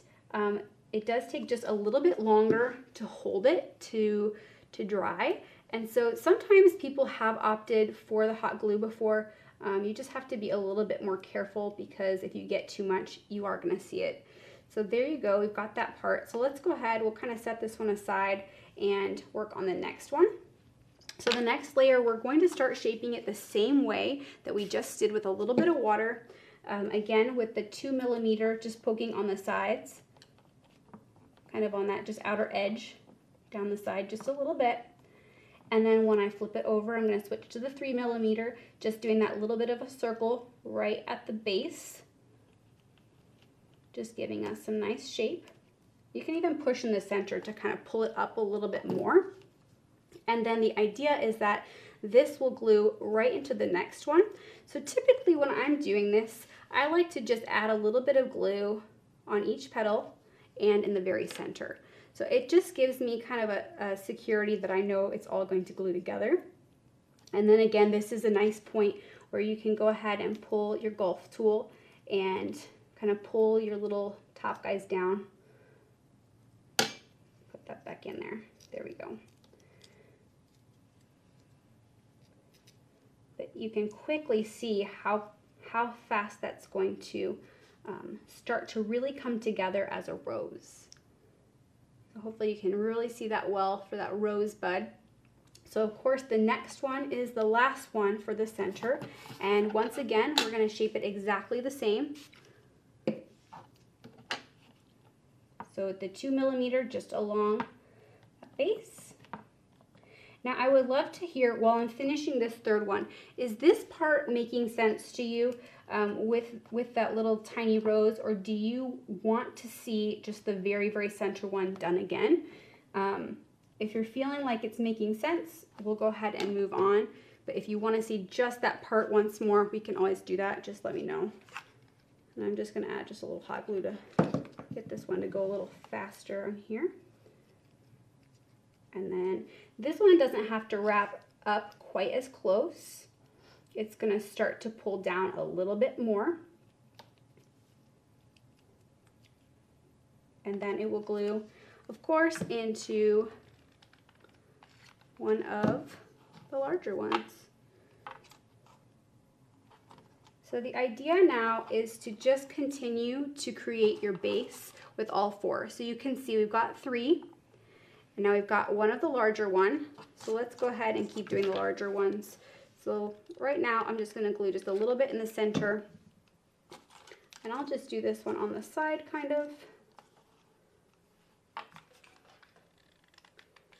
And then we'll glue the whole thing in the middle.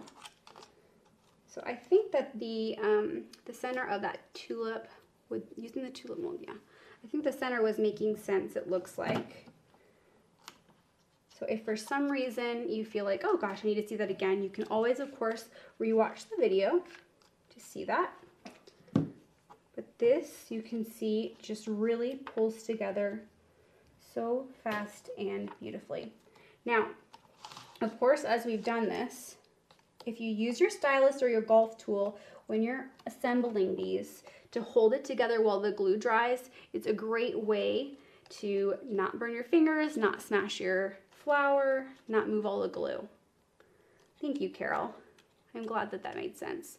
I think the way you explained the rosebud center was really clear. Thank you. Okay, good, Cheryl. I'm glad. How many petals for each flower? Donna, it's 3 of the small and 4 of the large to create the full look. Now I am gonna just tell you, hey, not every flower is gonna turn out exactly the same. That's totally fine.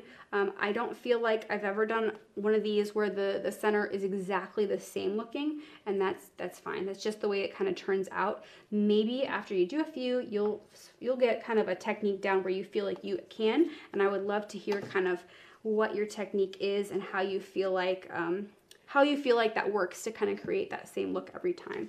But if it's not exactly the same, that's totally fine. If you look at Uma's, hers are absolutely gorgeous, but if you look really close, they're not going to be exactly 100% the same either. So the next thing we want to do is we want to add some glitter to our different flowers. So we're gluing and glittering beforehand, so that way, again, we're not adding it everywhere later on. So we'll go ahead and take all of our beautiful sponge and our dry clear glue. And this is where I was saying it might be good when we're adding our glue for these small little guys to leave your wires on, because that way you have something to hold and it's just a little easier, and you can just go ahead and glue the whole thing. And if you get a little bit on the stamen, that's totally fine. It's just going to create another little beautiful look. Sometimes those are really, really pretty when it's on the stamen as well. So we would just go over all of these, adding that little bit of crystal clear, and it would be the exact same thing for our rose.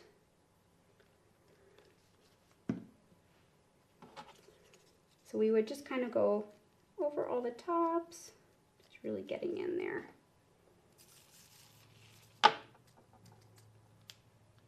Isn't that beautiful when that rose is finished and sparkly? Love it. Okay. Yes, Barb, I know. You would never think that this is a tulip, but it absolutely is. So it's just a great way. It just really shows how versatile the flowers are, that you change the colors a little bit or the shaping or maybe how many layers you're doing makes a completely different look. So this is a great way to do that. So let's continue to add a little more glitter. We are adding glitter to our beautiful leaves as well. So we can go ahead and just add that on here. Now on this one, we didn't add any glitter to the posy leaves. So that was the one that we didn't add it to. If you feel like, man, I need glitter on those posy leaves, absolutely go ahead, add it. You can add as much or as little glitter as you like, but this is just a nice way to finish these off for today. And let's also not forget to add glitter onto our belly band. We're adding just a little bit to the top here and here. So we'll go ahead and do that as well. Once we put all the flowers on, I feel like it's going to be a little hard to go back and add that. I'm sure it's not impossible, but it would be a little bit harder. There's that top part. Have it on the top of the heart. And then I'm going to add a little bit more glue so we can finish the top of this. Okay. Really getting it all sparkled up. Okay, so there is that. So we've got all of our glitter. So let's go ahead and let's accent these pieces with our flowers. You find, there it is, okay. Now, there's quite a few pieces that you have now. So let's go ahead and make sure we have all of them. Let me get a few things out of the way here. I don't know about you, but my craft space is getting a little bit messy. That's okay, right? It's okay to be messy. So we should have, and actually I'll just pull this out of the way completely now. So what we should have is 3 of these flowers, leaves here. Okay, now when we cut out all of these beautiful little posy leaves, we did 6 and there's 4 of them, so there's 24. So there's quite a few of those. We'll set those up there. Then we also did the buttercup flowers, and you should have, I believe, 8 of these. And then there are, I want to say maybe 30 altogether of these beautiful flowers that we did. So I'm going to just tell you, when it comes to these flowers and leaves, this is really just a starting point for you. If you love, love, love them and you want more, add more. If you feel like, gosh, that's just too much, don't put as many. That's totally fine. So let's go ahead and start with this belly band. And what I'm using today is, of course, these leaves here. Now I'm going to go ahead and use the hot glue gun for this. I just feel like it's going to set these up really nice and quickly to know where we want to put everything. So I'm going to go ahead and add just a little bit to the backs of my leaves. And sometimes I probably add it to all of them and maybe I don't need it, but I would hate to not have it. That's just the way I am. I don't know if you're like that or if you like to add hardly any. So this is going to kind of just go under and over. Just really filling it out beautifully. Now, one thing I am going to recommend, try not to go too far below because this is the part that stands. So if you do it too far below, it's not going to stand very nicely. So then we'll do the same thing on the other side. So we'll kind of add a little bit of our glue to our leaves to make sure that we're going to get it to stick where we want it. And I think it's time to add a little bit more hot glue into my glue gun. I don't know about yours. And again, I'm going to with this one, I'm going to do the top one over, but the bottom one more under. So I switched it up a little bit. I'm going to add a little bit more hot glue into my glue gun. There we go. And then we have one more. Now, if you want to use this whole thing, you absolutely can. When I was doing it, I felt like it worked best for me to snip it in half and just use half of it. So you'll just have to see which way works the best for you. So you can just kind of snip off however you like. And I'm just going to kind of put this one sideways here. So this is the top part of it. So that way it fills nicely into the heart. Okay. So kind of like that. Now the great thing is, if you're kind of going, wait a minute, what about all this space down below? Well, we still have flowers to add, so it is going to fill up really nice and full fast. Okay, so next we want to go ahead and take all of our flowers that we've finished. We want to kind of find a home for all of these. So when we made our tulip roses, I showed you how to make one, but we actually made 4. So we'll just do that same technique 4 times to create that. So this is kind of how we're adding them. Now again, this is just a beginning guideline. If you say, hey, you know what, I just want to do 3 tulips, or I want to do more tulips, that is totally up to you. You can absolutely do that. I'm going to add a nice amount just on the back here, so that way I can just push it right down in place, and it is going to hold nicely. Okay. We'll add a little glue to the next one, and again, just make sure that we're staying just kind of right on that line, so that way we're not going too far below that we can't stand on this belly band. Just gluing all of these down. Okay, and then one more. You can really start to see it take shape when we start to add the flowers. Okay, so we've got those flowers on. So the next piece that we are adding and using on the belly band, or the last piece I should say, are going to be our buttercup flowers. Now there are 8 of them. If you want to use all 8, again, go ahead. If you feel like you're running out of space, that's fine too. But what I'm just going to do is I'm just going to find little spaces where I feel like it would fit nicely to add a flower, and that's where I'm going to add it. So you can see I'm just going to pop a few in here. I feel like maybe this one's not quite sticking. I need a little more glue. There we go. Okay. So this one to me looks a little lonely on the side, so I'm going to add a little more glue in there, and I'm going to tuck another one in there. There we go. And then let's go ahead, let's add a cluster here. I'll just add 3 little drops of glue, and I'll do 3 of them there.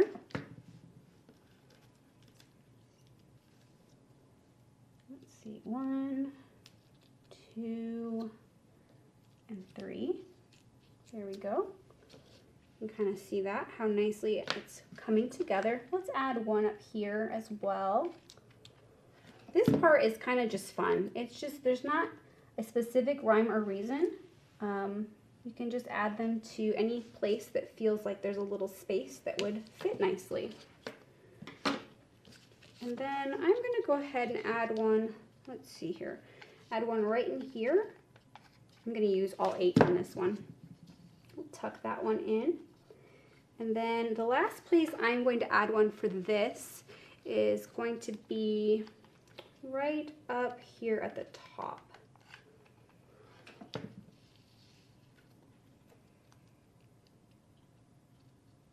There we go. Okay. And then of course, if you got a few little strands of glue, let's go ahead and pull those out. Okay, so that has finished the belly band beautifully. So let's go ahead and add our flowers into the book so we can finish this one off too. So when I open this up, what I'm going to be doing is I'm going to be taking all of our little posy leaves, and we're going to glue these kind of in the corner here at the top. Sorry, let me pull that down here. Here, and then on the other side, we're going to go the opposite way, down, okay? And again, this is one of those things where you might say, hey, I want hardly any leaves, whereas I would say, hey, I want all the leaves. This is a fun part because we can make our leaves go up, we can make them go down. Just add a little glue and add some. You want to go make some flowers, Virginia? Good! You should. It's a lot of fun. You're going to love making these. Now, one thing I didn't say, and one thing I should have done, a lot of times when I'm doing this and I've made all of these leaves, I like to separate them out kind of evenly so that way when I go to create, I have at least an idea of where half is. Not that they have to be even, just that I don't want to run out on one side with 3 and the other side has 20. So it's just kind of trying to make sure that I'm keeping to where I know how much is how much. A little bit here. And these leaves don't all have to go the same direction. You can put this one the opposite way even. There we go. Okay. These leaves are just really going to fill this out beautifully. Even add a little bit more there. You love the buttercup, yes. Now the buttercup flowers or the like peanut butter cups, Virginia. So you can see when I said that this was just a kind of suggested starting point, it absolutely is, because I'm feeling pretty happy with how many I have on the side and I still have 3 left for that side. So we'll go ahead and add the next side as well. And these again don't have to be even. You could go much farther down on one side than you did on the other. It just creates a nice variation. Yes, you love these leaves. Yes, these are a really beautiful leaf. And this is the kind of leaf that you could tuck into any project. So you'll find that it quickly becomes a favorite best friend. With this one here, I'm just doing a few more in the center to make a fuller look. There we go.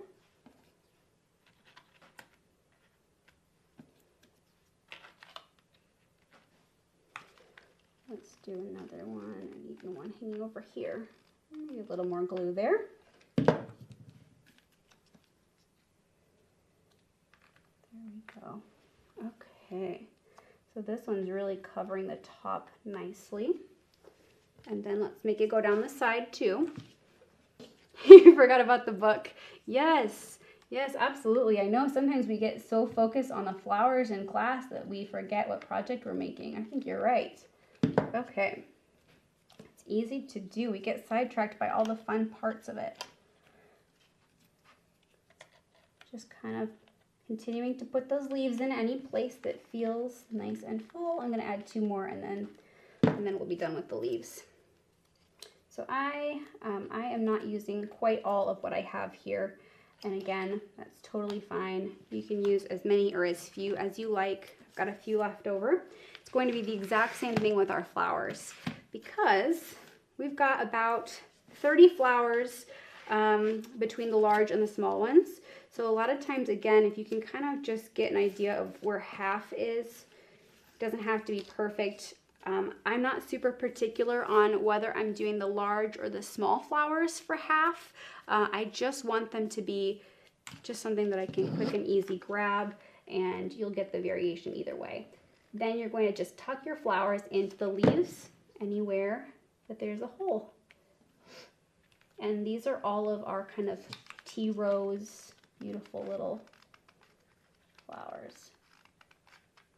And sometimes, I don't know about you, but sometimes I like to just go ahead and add a bunch of hot glue in there to a couple different spots, and then I just add a few at once, so that way I'm not moving my hot glue gun all the time. Let's see, I'm going to add one here, add one here, add one back in here, just really filling out the corners and the side. That one's a little bigger one.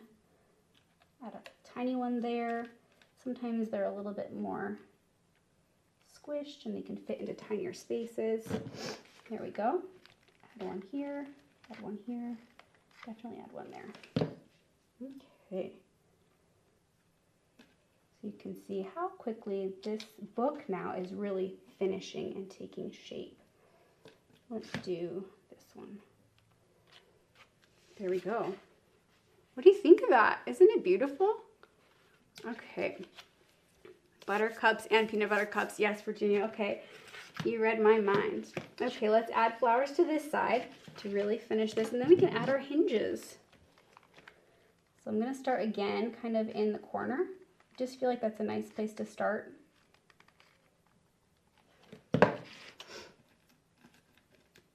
I'm going to add one kind of coming in.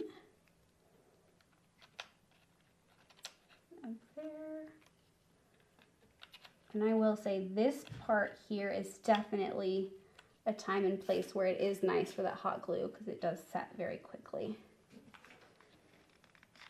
Add one there, add two there, and one here. Okay.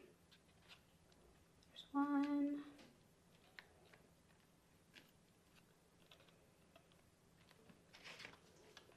I think I need another cluster in here. Sometimes you can just tuck it right in the little space there. Okay, and then let's go ahead, I'll turn it this way so you can see it a little better. And let's go ahead and add a cluster here on the side. We'll add one back here and one down here. And then we'll take a look and see if we feel like it's enough.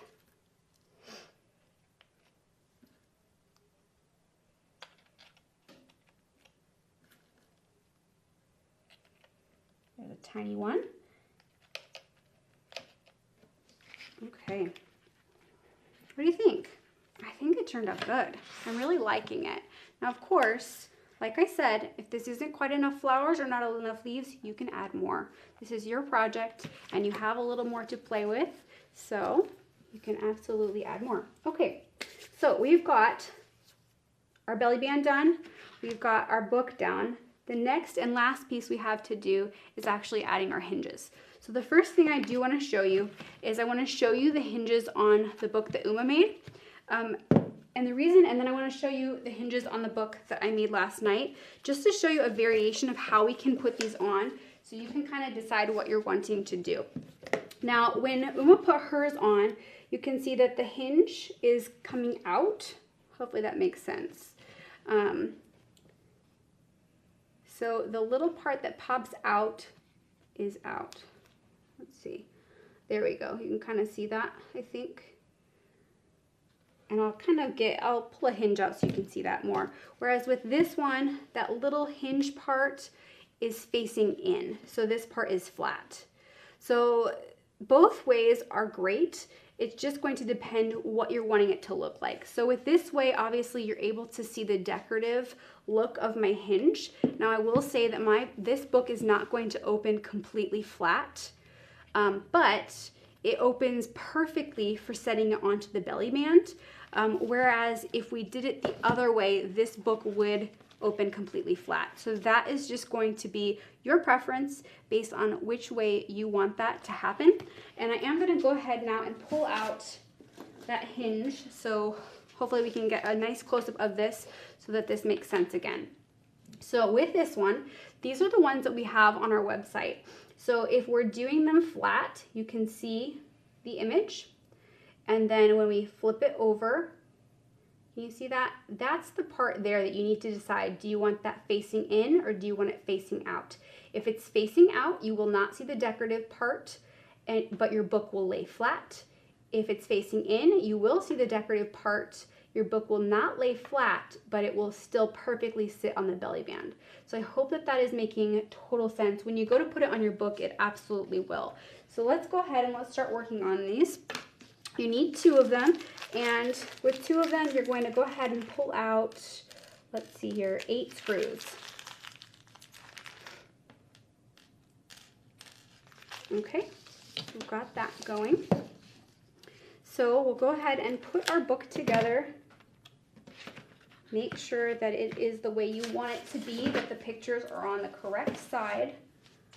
You'll close it up, and then you'll flip it to... Oh, Jean, this is perfect for you. Your daughter got married 2 weeks ago. Yes, this is perfect. Good. I'm so glad. I'm glad you're taking the class. Oh, a doggy one too. Oh, there's so many ideas for this. Okay, so what I want to do then is I want to go ahead, kind of just put it together. Now, you'll want to be sure that the pin side is facing up. So it's like the little nubbin at the top. And then you'll kind of want to space these out in a similar spacing. Now I'm putting that ribbing on the inside so I can see the decorative frame. So then you have 2 options. You can either take a pen or pencil and go ahead and just mark on your book where you're going to be putting the hole, or you could go ahead and just make a hole. I really feel like going ahead and marking where you're going to put the hole is probably your best option, and I'll show you why when we make the hole in just a second here. So I'm doing them about 1 inch from the top and about 1 inch from the bottom. And again, I'm not like pushing my two sides together super close. They are kind of a thicker look, and I don't need to squish them together because that's just not how they would naturally lay, super squished. So now that I have that, what I've been doing is I've been taking my golf tool and just popping a little hole in here. Now, this is the reason that I said, hey, maybe we do the little drawing of where the hole goes and then push it in. I wish that since this golf tool is tapered, we could just keep pushing until we had the right size hole that we wanted. But the problem is that if you push too far, it's going to come through the other side. We don't want that. That's not going to be a finished look. Now granted, hey, we all make mistakes. Honestly, on my other book, I absolutely popped a hole through the other side.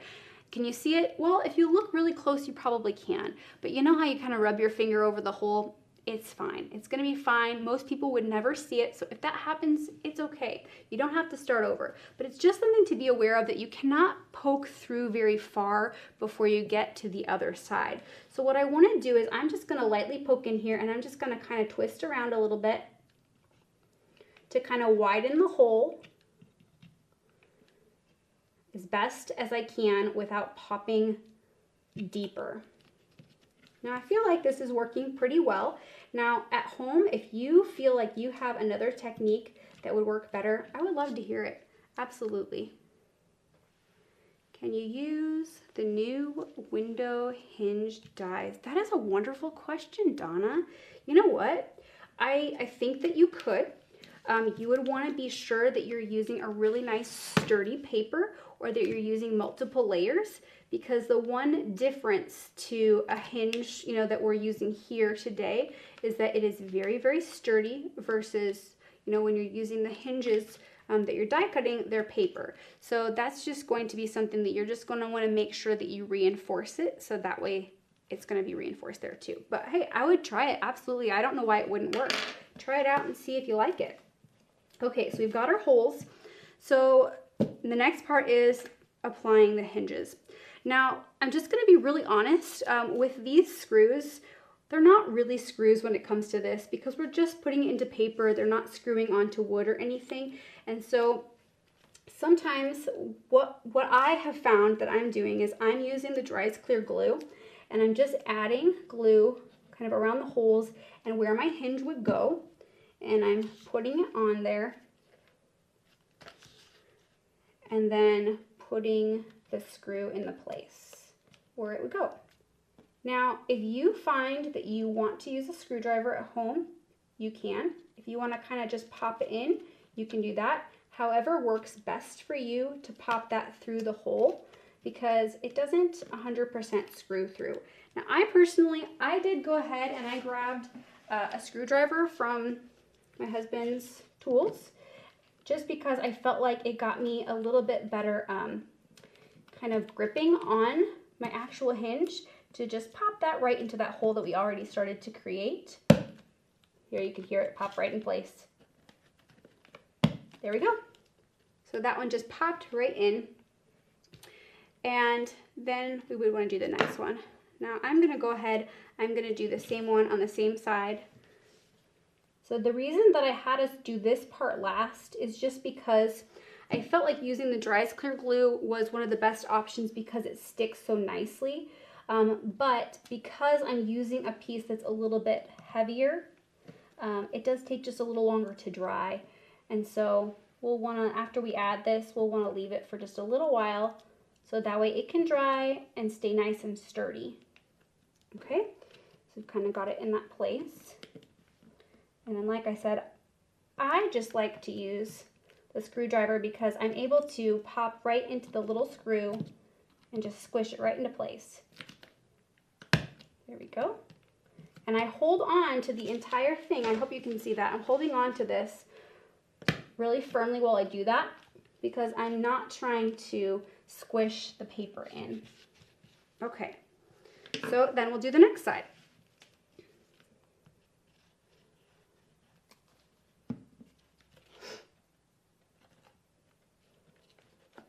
Okay, this is really coming along, and it looks like we are just about right at time here. So we'll go ahead, we'll maybe go over just a couple minutes to make sure we've got this all put together.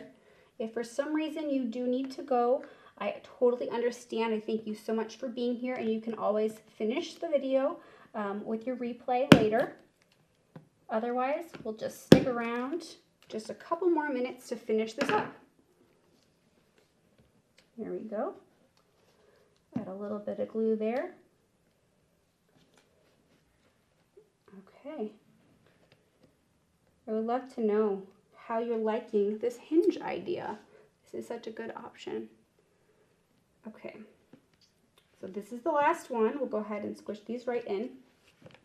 Now while I'm finishing this, I do want to remind you that after class, we will have a link below that you can leave a review for the class. And as long as you do it before the 7th, which I believe is Saturday, you will be registered for a chance to win a $100 shopping spree. So make sure to leave a review right away. Don't wait until later because you might forget, and then you won't get entered to win.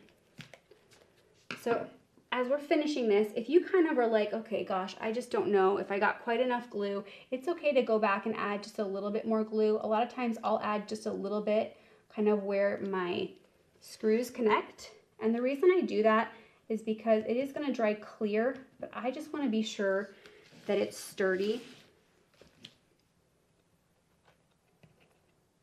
There we go. I'll do that on all of those. Okay. Now I would go ahead then and leave this sit just for a little while so that way that can dry, but of course we can easily add our little belly band to show how nicely this finishes. There we go. So we have really completed a full look.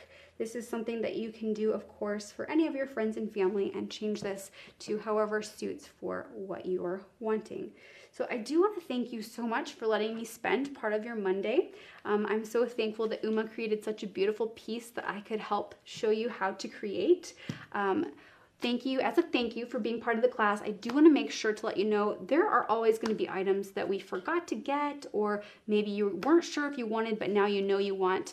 If you spend $100 before Saturday and enter code 85496, you are going to get a free die of your choice as a thank you. So definitely, again, that's one of those things, don't put it off until Friday because it's so easy to forget, and I don't want you to miss out on that free die of your choice when you spend $100. So again, that code is going to be 85496. That expires December 7th.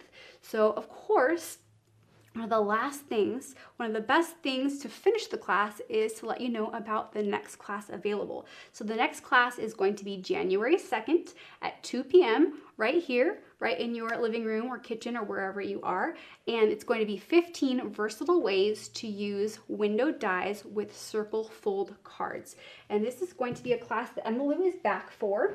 And let me just go ahead and show you some of these beautiful ones that we're going to be working with. And I'll go ahead and let them get a close-up. I'm sure that you have bought some of these beautiful window dies because they were the Black Friday special. Now you're wondering, hey, what are all the different ways that I can create with these? Well, this is a great option because we're going to teach you, Emma Lou's going to teach you 15 different ways to use these beautiful dies along with the cards. Look at these, aren't these gorgeous? So you could create these too. So you'll definitely want to go ahead and get signed up for this. And today would be a great day to go ahead and do that. You don't want to miss out on signing up for this beautiful class. Look at this one here. So much fun. So I hope that you have had as much fun as me today, and I will see you next time. Probably not January, but another time. So hopefully you've had a great day, and I'll see you again soon. Thank you. Bye-bye.